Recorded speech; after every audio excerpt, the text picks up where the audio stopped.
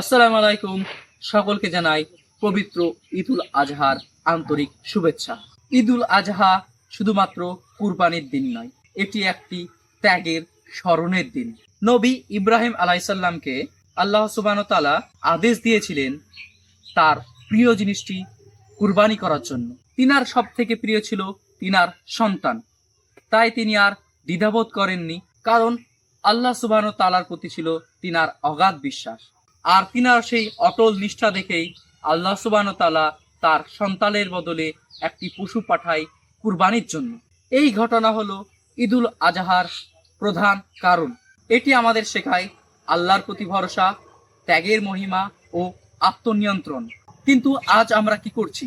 অনেকেই ভাবে কুরবানি শুধুমাত্র মাংস খাওয়ার বা মাংস ভাগের একটি উৎসব।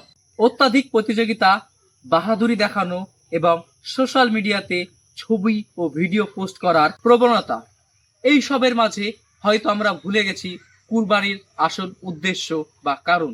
ঈদুল আজহার প্রকৃত শিক্ষা হলো আত্মত্যাগ শেখা, নিজের প্রতিবেশীদের সঙ্গে মাংস ভাগ করে নেওয়া এবং সুখ দুঃখ ভাগ করে নেওয়া, নিজের মধ্যে থাকা অহংকার, হিংসা ও লোভকে কুরবানি দেওয়া অর্থাৎ ত্যাগ করা, পরিচ্ছন্নতা, নিরাপদ পশু জবাই ও পরিবেশকে সুন্দর রাখা। আমাদের অনুরোধ, ঈদের দিনে শুধু পশু নয়, কুরবানি দিন নিজের মধ্যে থাকা সমস্ত খারাপ দিকগুলিকে। তাহলে ঈদ হবে শুধু উৎসব নয়, এটি হবে আত্মিক জাগরণ ও মানবিক বার্তা। সকলকে জানাই ঈদ মুবারক। আপনার ঈদ হোক ভালোবাসা, ত্যাগ ও আনন্দে পরিপূর্ণ।